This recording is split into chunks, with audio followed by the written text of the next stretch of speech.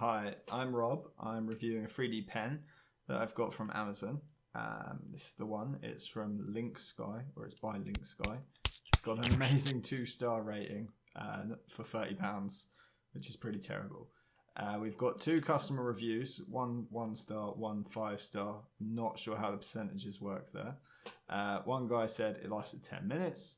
The other guy said how happy his kid could use it, and it was great, and couldn't see anything wrong with it.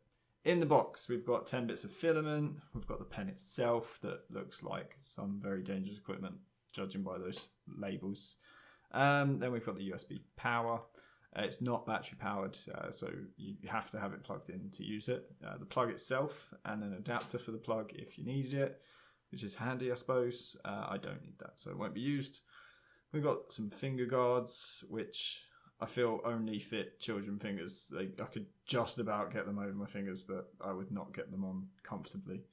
And that was pretty much it in the box. We did get 10 bits of filament. What was interesting though, on top of that all, was the manual, aside from telling us how it worked, also said what's in the box. And in here it says we've got a pen, an adapter, a cable, some filament, but it's a different amount, a stand, which isn't there, 3 templates, which aren't there, and a drawing pad, which isn't there. So I don't know how much filament you're supposed to get, because the product description says 12 times 10 pieces of filament. The actual description underneath where you press buy has 10 colours at 5 meters. That works out.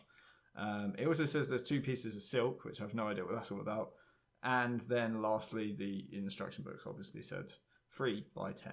So yeah, very confusing stuff. The only other problem I found with the filament, apart from not knowing how much we should be getting, was the way it's packaged isn't ideal. You can't just get it open and get going. It was all bundled up in a bit of a mess, all tangled up. You had to spend quite a bit of time just untangling this mess. But once it was done, it was good to go. So this is my first time with a 3D pen, and I've got a little silicone mat that I'd got as part of this to try it all out. So the pen itself has 2 speed settings. It doesn't have temperature control. It's just a standard 230 degrees Celsius, which I believe is too hot for most 3D pens printing PLA.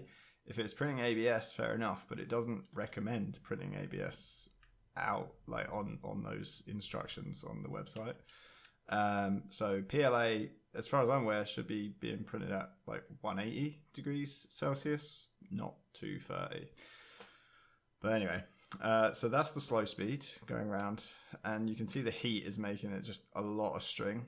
There was the fast speed. You can't really build vertically with that. And if I try on the slow setting, you see it does let you build vertically, but because it's so hot, it just sort of droops back down into itself. So I think the only way to build vertically with this is to build flat, wait for it to cool, and then make your structure vertical kind of thing.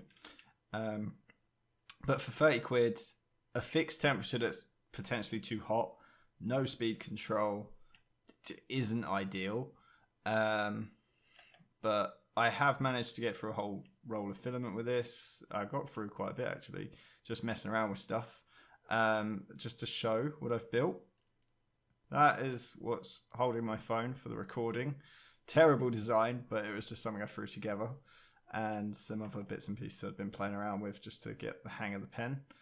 But yeah, I mean, it definitely works. The fast speed was good for filling in large areas quickly. But yeah, I would say for the temperature issue and no speed, not much speed control and no temperature control, it's probably not worth £30. But it will do the job. There are other 30 quid pens that I would consider better options. But on the whole, it's not a terrible pen, it's just not a great pen. Alright then, thank you for tuning in and watching, and I hope you enjoyed that review.